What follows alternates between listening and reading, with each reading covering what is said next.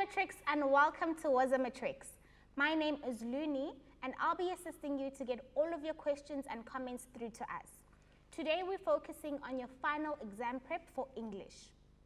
As always guys, all you need to do to get through to us is hit us up on our social media platforms, search for Was a Matrix, as well as our WhatsApp line. The details are on the screen. We've got a cool competition going on for you, so please stay tuned to get all of those details later on in the show. I'm not alone. With me are my sign language interpreter, Fortune, as well as our awesome teacher, Gesao Baga. Thank you so much guys, and over to you. Good day everyone. My name is Gesao Baga Raleya. I'm going to be treating English First Additional Language Paper 1 today with you. We are focusing on you getting ready for your exam, which you are obviously writing in the next day. Now, off we go. We're just going to get an overview of the paper because you have already been given an exam guide on the paper. I'm sure by now you are quite familiar with what paper 1 looks like. Therefore, you should still, of course, to get ready, go into your past exam papers so that you can be even more ready for tomorrow. Now, the overview of our paper is like this. Section A is our comprehension. Section B, our summary. Section C, our language structures and conventions. Now, you should know that our comprehension is subdivided into a prose text of 24 marks and a visual text of 6 marks.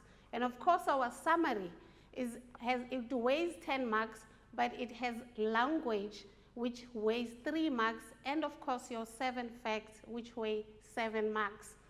And then, of course, our language structures and conventions section, which weighs 40 marks, is subdivided into analyzing advertisements, that's your question 3, analyzing cartoons, that's your question 4, and lastly, language and editing skills, that's your question 5. We're going straight into it. When you open your question paper, you will be given an instruction and information page. Please make sure that you look that over so that you can time yourself properly. When you go into the comprehension passage, the text A will be a written text, which we call a prose text. Now, for you to better answer the questions and for you to better comprehend the text itself, you need to, first of all, read through the text. Remember, for the first 10 minutes before 9 o'clock when your paper starts, your invigilator is going to say you have 10-minute reading time. Use this time to skim and scan your question paper, but most importantly, to read through for the first time your comprehension written text. Make sure that you read again once your invigilator says to you that it is time to begin. So you will have ample time to have read it twice. When you are reading through your text, as you are reading, you need to identify, first of all, the main idea. You will find the main idea most of the time in the title itself. However, if it is not in the title, you will find the main idea in each paragraph. The main idea has a key word that will guide you that it is a main idea. You identify the reason for the text. Please remember that for exam purposes, the reading of the comprehension is to test your understanding and your decoding of the message in the extract. You will have to identify the writer's attitude, in which tone is the writer writing this particular extract. You need to also check for register. Ensure that you use the correct, you identify if the writer has used informal language or formal language. Let's go straight into your summary. Your summary in the question is question 2, and I've already stated it weighs 10 marks. In schools, you should know by now that a technique for you to use to ace your summary is to do 4 things.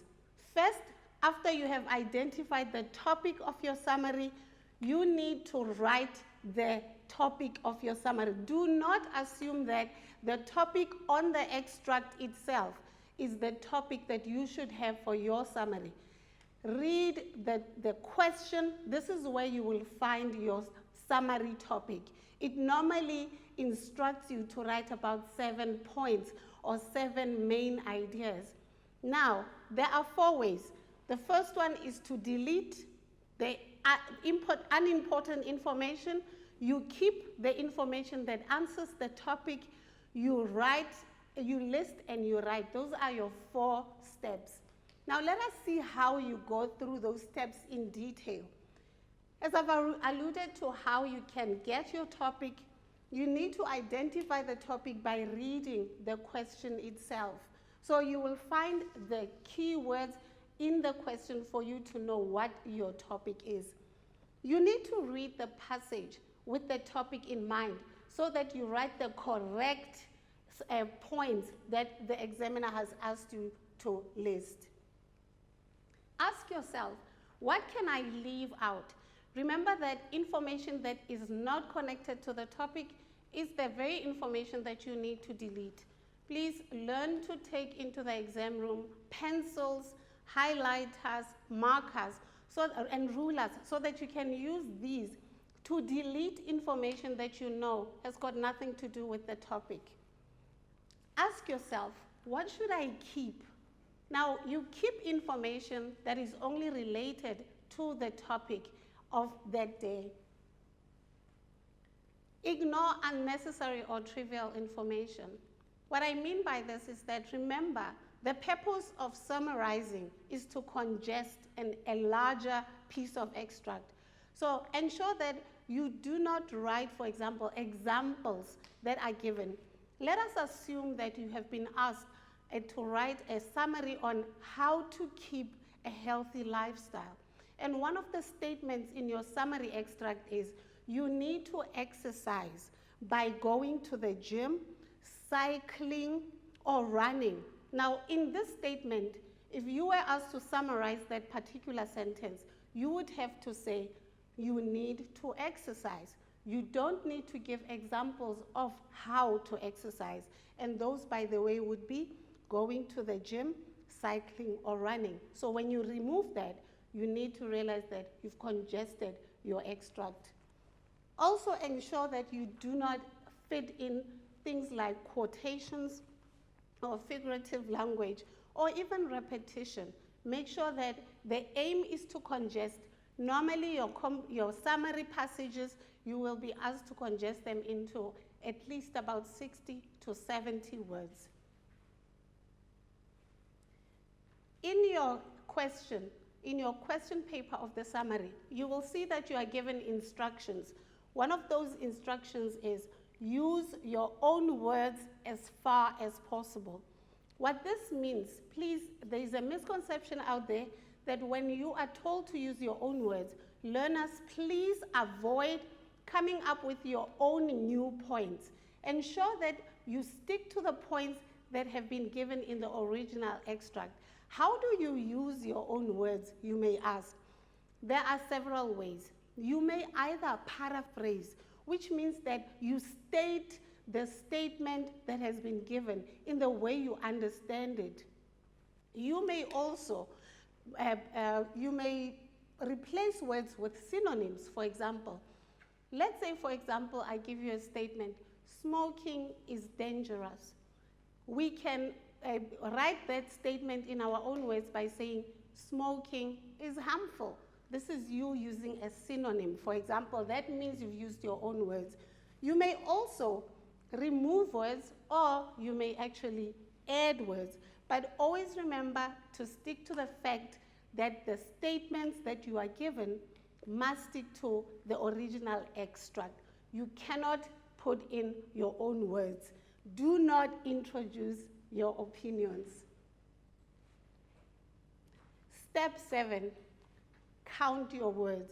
Remember that the instructions will tell you in how many words you must congest your extract. So after you have written your first draft, you need to count the words, and then finally you write the final draft. Before you write after you've written the final draft, ensure that you draw a line across the first draft so that your marker is not confused as to which extract or your summary to mark. Because if you do not cancel the first draft, at the exam centers, they're going to mark the very first thing that comes through. So ensure that you write first draft and you cancel it, and you write final draft and you write it very neatly. At the bottom, you count the number of words and make sure that you are accurate. Please remember, you cannot say you've written 70 words when you know that you've written 105. So do not lie. We are going to go into another segment very soon, which has to do with visual literacy. So for now, I would like for you to look at your papers and think about what you will envisage when you see your paper tomorrow. We're going to go now into our ad break with Luni. So over to you. Thank you so much, Kesaubaka. Guys, we are going to take a very quick break, but don't go anywhere. We'll see you straight after this.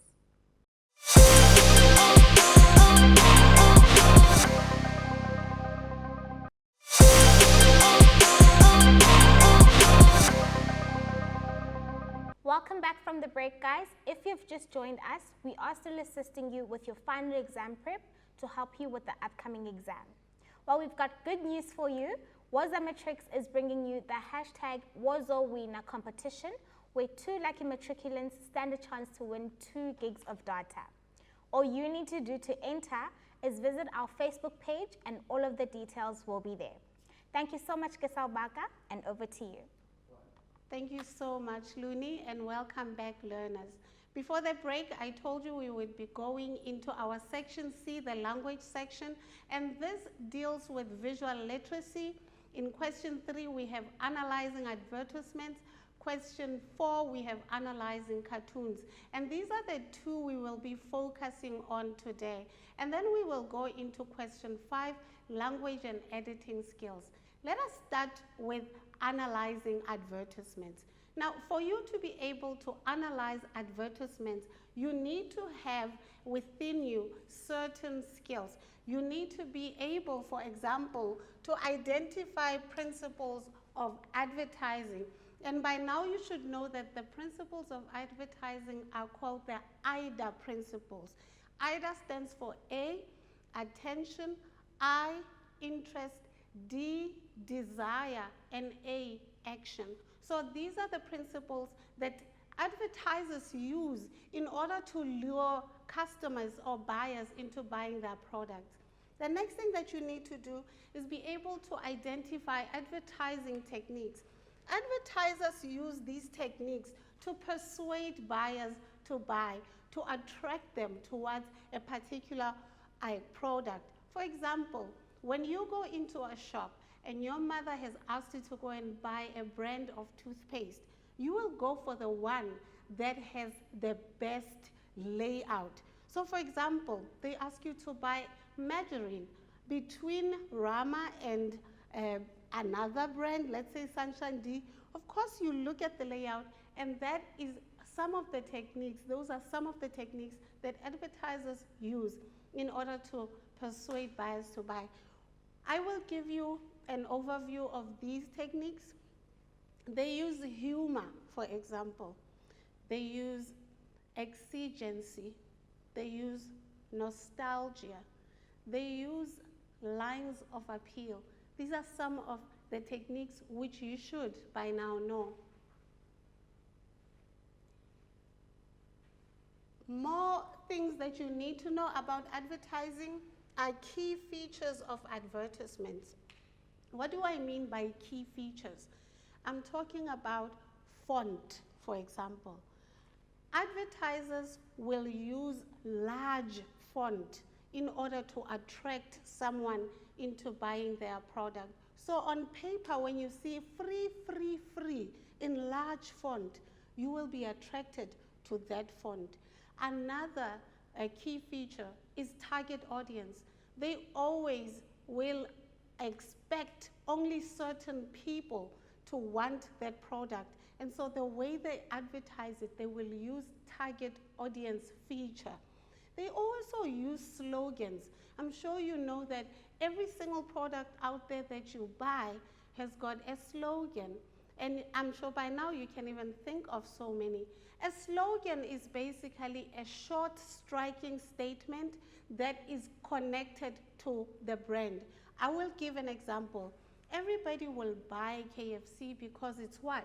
Finger licking good. Do you understand? So we are lured to the slogan rather than the name of the product. That is one key feature. Another key feature is what we call figurative language. They may use alliteration, for example. That is repetition of consonant sounds. They may use onomatopoeia.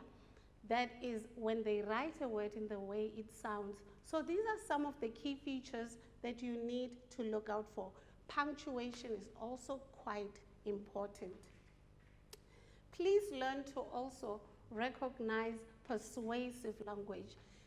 In exam purposes and in advertising, we call persuasive language lines of appeal, or we can also call it the word copy, C-O-P-Y. It is not to copy. Copy is basically the body of the language, the body of the advert. And they use persuasive language in order for you to buy a product. So advertisers will use words like quality guaranteed. They will use words like money back guarantee. This is what we call persuasive language. Sometimes they will say pure leather. And people buy their products because of these key features. Persuasive language. Please learn when you are reading your advertisement that you learn to interpret the questions. Learn to know which ones are literal or reorganization questions, which ones are inference questions, which ones are evaluation and reorganization questions. And these will guide you with the mark allocation that the examiners give. We are now going to go into an advertisement. An advertisement of Sensodyne. Let us take a look at this advert. I need you, when you look at this ad, to first of all look at the key features, the layout. They have used a woman who is a doctor to say she recommends Sensodyne. They have used the pack shot. That is the way in which the toothpaste is packaged is called a pack shot. It's another key feature. I'm sure you can see the word Sensodyne is written with large letters. That is how we know that this is the product or brand name. If you look at the bottom here, you will see that it says #1 dentist recommended brand for sensitive teeth. Okay? Now, this is what we call a slogan. But when you look at inside what we call the body of the advertisement, this is what I was talking about persuasive language. They use the word expert here. Now, to suggest that this is the best product, it does the job better than any other toothpaste out there. It is expert. No other toothpaste has such a good way of relieving sensitivity on your teeth. Not only do they do that, they also write the word plus. What does this suggest? This toothpaste doesn't just give you sensitive relief on your teeth, it also, as in plus, I'm sure you can see the word is written in large font. It also gives you the benefits of daily toothpaste. So you don't just use it to relieve the sensitivity, you use it daily. And here they've written that you must use it twice every single day, just like every other toothpaste. So, see, daily, but twice. Okay, so let us go into the questions that can be posed in your exam paper about an advertisement of this kind. Before I continue, look at the smile on this woman's face. The teeth are white. Her face is glowing. She's happy. Look at her body gesture. She is suggesting that she really trusts this product. And you can see that she's wearing a white overcoat. This here, what she's wearing, suggests that she's a medical expert. If you see an advertisement that looks like this, there's no way you wouldn't believe that it's going to work. So let's go into the questions that you may come across in the exam. The first one, which product is being advertised? I know you got this one, Sensodyne toothpaste.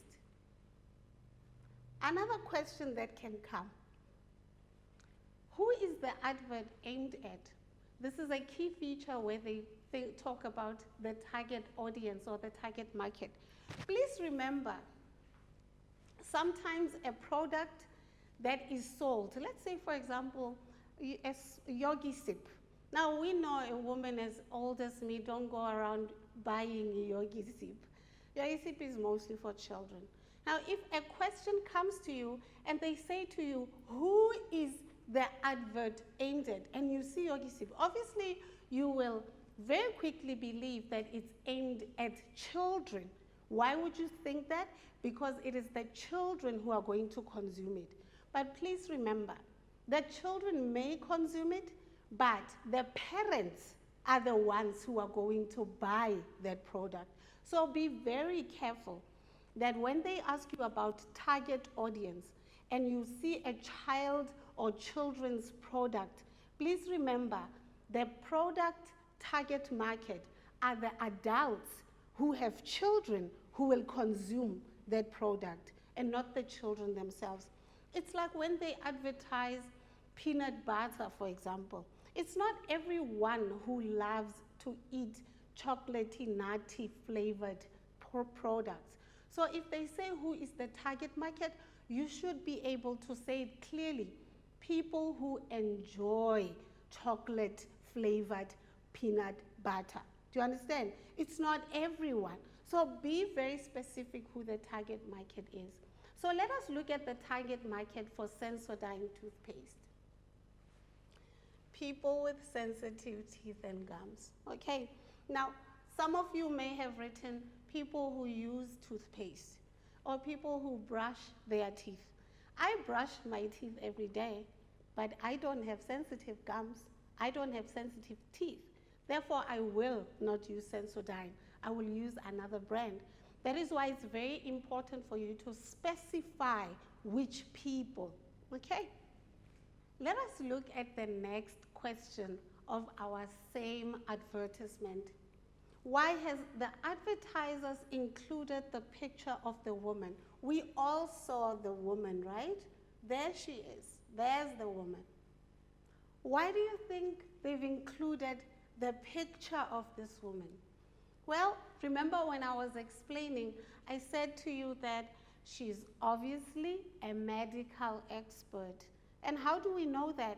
Because her name is Dr. Alexandra Smith. So you need to see such words, realize that you need to analyze every single word and check how it links with the photo or the picture in the frame. So they have included this woman because obviously she's a doctor. And why else? Because she recommends this product. And so it is easy for us to connect with her and to believe her. So this is another technique, okay? Our fourth question, discuss the effect of the overcoat. Remember I spoke to you about what she's wearing?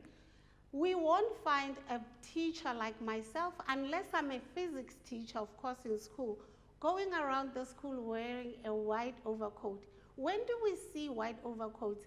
In hospitals, sometimes even in butcheries, yes, we do. But now this particular one, because the advertiser's already stated she's a doctor, so the white overcoat has an impact and an effect on the buyer, because she's more believable as a doctor now that she's wearing a white overcoat.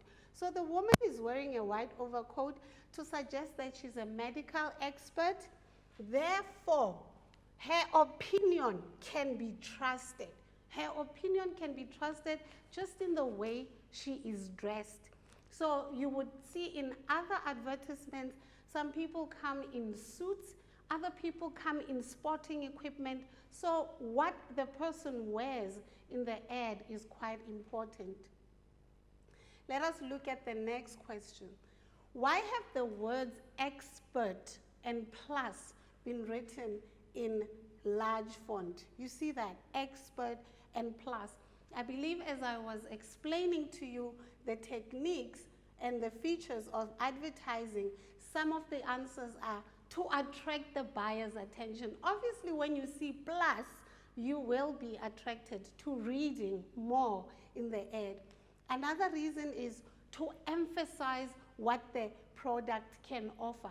It doesn't just offer expert sensitivity relief, it plus or also has the benefits of a normal toothpaste. Our last answer is maybe to convince the buyer that the product is the best in the market and offers more than what other toothpaste products can offer. Now, please note that this is the last question you will always find at the bottom of your advertisement. Would you buy this product? I want you learners to be aware you cannot run away from this question. You need, when you are analyzing your advertisement, to think about it. Have you been convinced enough by the advertiser to buy the product? And of course, this is what we call an evaluation and reorganization question, which means it is an open-ended question. You are allowed to say yes, you are convinced, or you are allowed to say no, I'm not convinced. But you cannot say yes and no. You need to make a decision. However, also please note that your mark is not going to come from just saying yes. You have to substantiate why you say yes, you would buy it, or why not. Okay, so make sure that you give a very elaborate explanation on why you say you would buy it or why you say you would not buy it, because sometimes these questions, they weigh up to 3 marks, and you need to get those 3 marks. So here are possible answers. Yes, this is not just a toothpaste. I would buy it because it also gives relief from sensitive teeth and gums. Or I have sensitive teeth, therefore I would use it. The layout of the advert, it is attractive. This advert is attractive. It persuades me because it's got this doctor in it, and I'm persuaded to buy the product. This is an option. You may say, yes, I'm convinced. However, you may also say, no. As I've already told you myself, I don't suffer from sensitive teeth and gums. Therefore, I don't see a reason to buy Sensodyne. I would buy any other product because it works for me and my mouth. So you have a right to say in the paper, no, I wouldn't buy it because I don't have sensitive teeth and gums. And I don't think I like the taste of Sensodyne, in fact. Now we're going to go into an ad break and go into our next question, and that is analyzing cartoons. Over to you, Luni. Thank you so much, guys. As Gesalbaka has said, we are going to take a quick break, but before we do, don't forget to enter the competition to stand yourself a chance to win that 2 gigs of data, as well as check us out on WhatsApp and our social media platforms. If you've got any questions and comments for us, send those through. We're going to take a quick break, guys. We'll see you straight after this.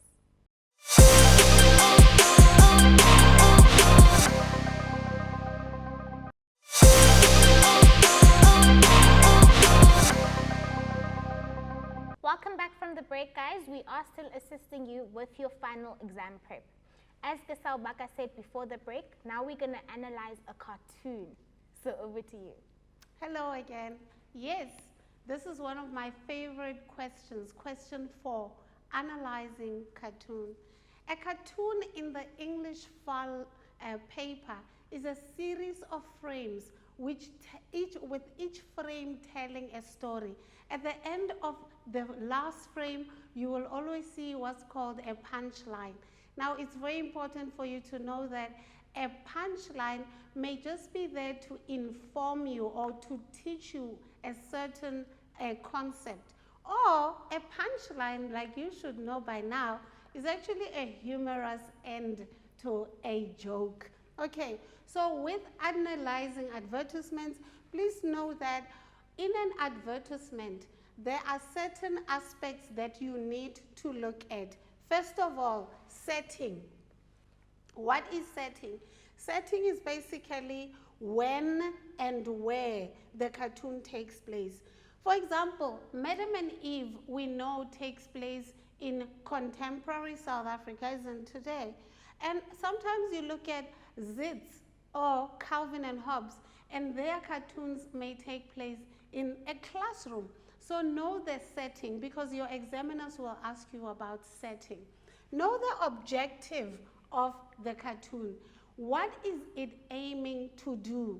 When a cartoon strip is given to you, it may aim to inform you about a social issue. It may educate you about maybe a popular person, or it is just meant to be funny. Now, look at the language.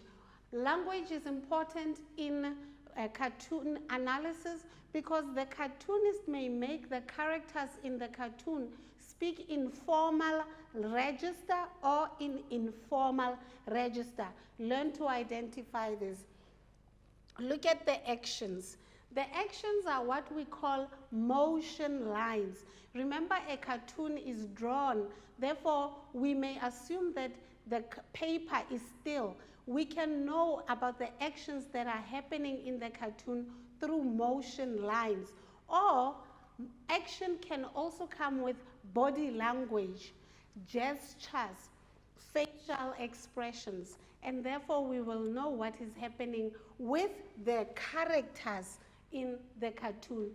Please learn to go into the internet and familiarize yourself with different cartoon strips. Garfield, Dennis the Menace, Hagar and Helga. You know, I've also talked about Calvin and Hobbes and Madam and Eve. I've also mentioned Zits. These are some of the cartoon strips that your examiners always go into the internet to source them and give them as part of the exam paper. We are going to look at a cartoon strip, and we are going to be looking at Madam and Eve in particular. They are quite a funny bunch. Here is the cartoon. Let us read it for a minute. We see that in the first frame, frame 1, frame 2, frame 3, frame 4. Remember, I spoke about setting. What is the setting here? Obviously, it's in the street. There is a police officer, and Madam is in a car, and she's been stopped. That is our setting. And the objective here, once we read it, you will see that it is meant to make us laugh, but it's also meant to educate us. You will also see the font, that the word problem, money, pay, bribe, they are written in large font. You need to be wary of this. Also look at punctuation. There is an ellipsis here to suggest that this woman she had an afterthought, and her sentence statement is completing here. So look at that when you analyze the cartoon. It goes, what seems to be the problem, officer? Well, our pay is low. I need money, so I have to ask you for a bribe. I understand. Here you go. Finally, as they move, an honest cop. We know they are moving because there are motion lines here that suggest that the car is exuding fume. We know that the man is tired and weary and dreary and demoralized, demotivated about his job because of his facial expression. Look at the facial expression. And of course, look at Madam's facial expression, Eve's facial expression. She's in shock. She is laughing and smiling and quite pleased. Let us look at some of the questions that come through. I have shown you that in advertisements, cartoon analysis, they will divide the series into frames. So our examiners always say, refer to frame 1, refer to frame 2. Never ever go into another frame if you've been told to concentrate on a frame and respond to questions on it alone. Here is an example question. Madam refers to the man as officer. Give a visual clue. Visual means what do you see that makes Madam call him officer, okay? Not what she's saying. That would be a verbal clue. But a visual clue is what you see with the character. She calls him officer. What is the visual clue that makes her say this? And our response is because he's wearing police uniform. And that is true, as you can see here. Our next question. In your own words, explain what you think a bribe is. These are words that you should be familiar with because they are just basic vocabulary and general knowledge. Always learn to read, read, read. The more you read, the more vocabulary you instill in your mind. And therefore, you will always have words to be able to respond to and understand. What is a bribe? We all know that a bribe is a sum of money or any other form of inducement that people are given in order to act in our favor. If you bribe someone, you don't necessarily have to give them money. We can bribe, for example, a mother can bribe a child by saying, if you finish your peas, I will give you dessert. Okay? That's a form of bribe. However, in this particular example of a cartoon, the bribe is the sum of money. We will look at another question. The officer has been depicted in a stereotypical manner. Explain stereotype. I will say to you now that stereotype, satire, irony, caricatures, these are some of the techniques that cartoonists use in order to make fun of something, an event or a person.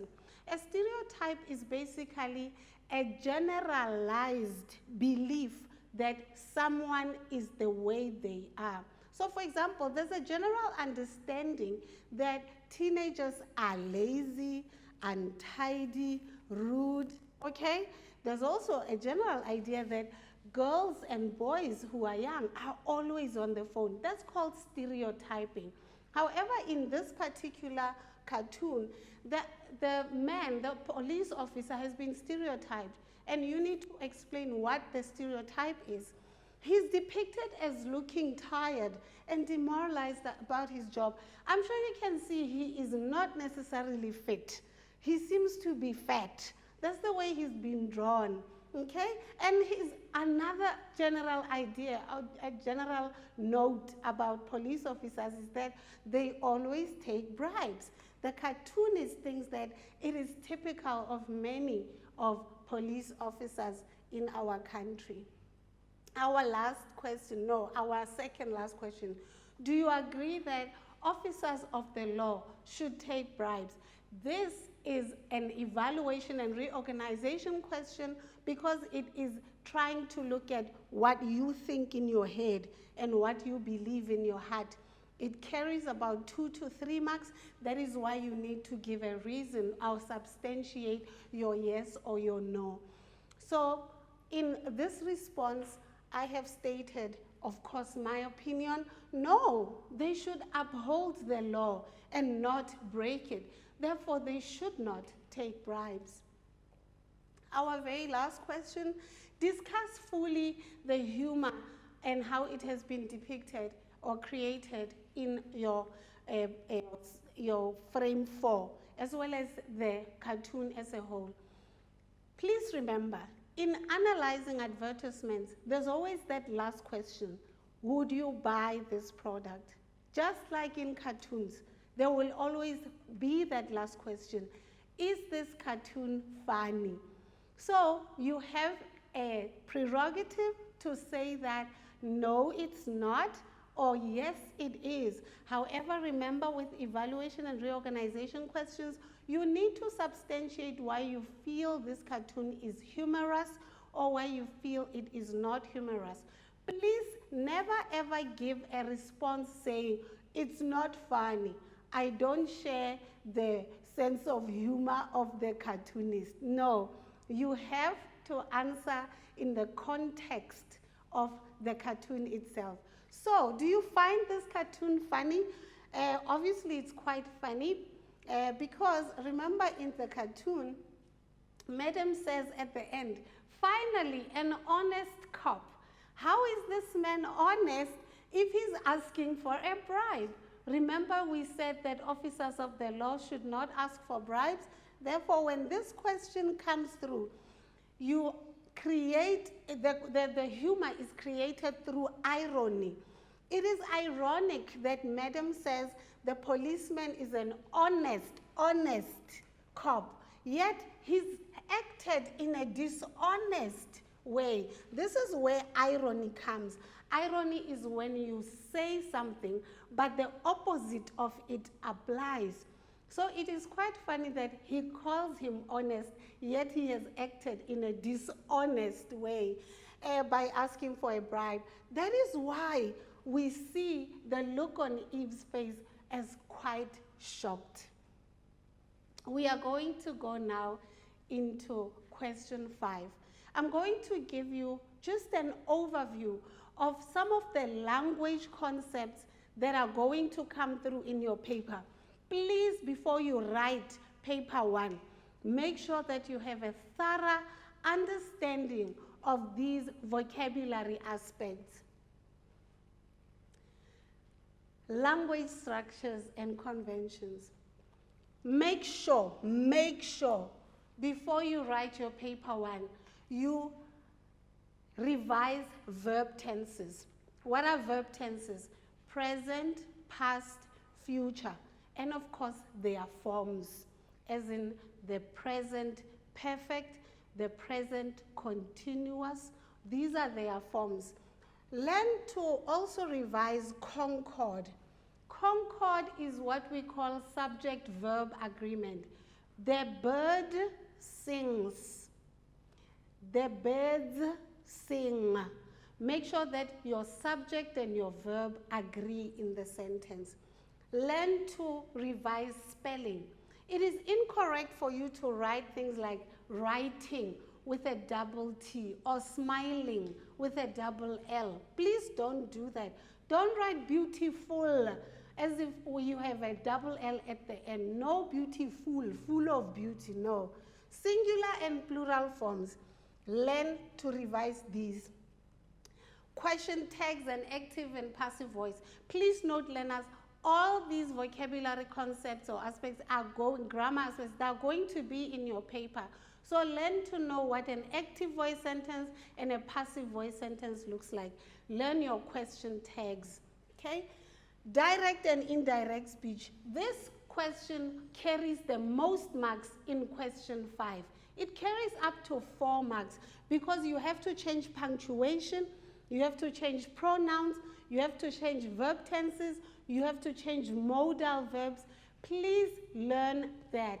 You need to revise this. Negative sentences. Negative sentences, when they are given to you, you cannot, when a teacher, an examiner says, write the following sentence in the negative form. I am happy. In the negative form, you cannot say, I am unhappy. You must say, I am not happy. If your sentence does not have the word not, it is not in the negative. Learn to revise roots and affixes, prefixes and suffixes.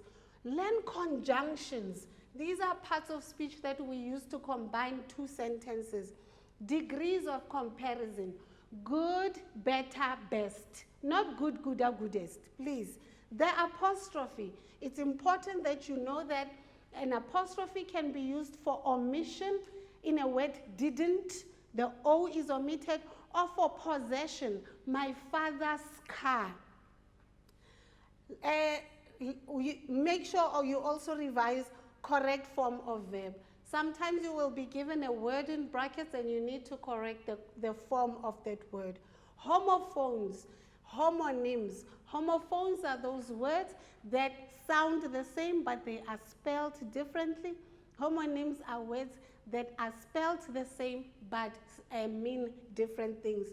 Synonyms, words that have similar meaning. Antonyms, words that are opposite in meaning. Lastly, parts of speech. All 9 parts of speech are important. Articles, a, an, the. These are your articles. Nouns, proper, improper, all these. Pronouns, I, she, he, we. Verbs and adverbs. Please ensure that you also do adjectives. These are describing words. Prepositions, words that show you different positions of a particular person. Conjunctions I've talked about. Interjection. An interjection is when you exclaim in some way. When you say, wow, oh, ouch. Wow, we have come to the end of our lesson. I hope what you learned today is going to make you ready and focused for your upcoming examinations. Just one last thought. Make sure that you read the instructions carefully. Make sure that you study hard and always make sure that you aim for the highest mark. Never sell yourself short. I just want to say good luck to you out there, learners. All the best. Thank you so much, and that was such a lovely lesson. I hope you matrics did enjoy it and you're going to take away as many tips as you can to ace your exams. Congratulations to all of our competition winners who will be announced on our Facebook page after the show. Don't forget to check out our schedule on www.wozamatrix.co.za as well as our YouTube channel if you missed any of our shows. Well then, from me, Luni, Fortune, as well as our awesome teacher, Giselle Baka, thank you and goodbye.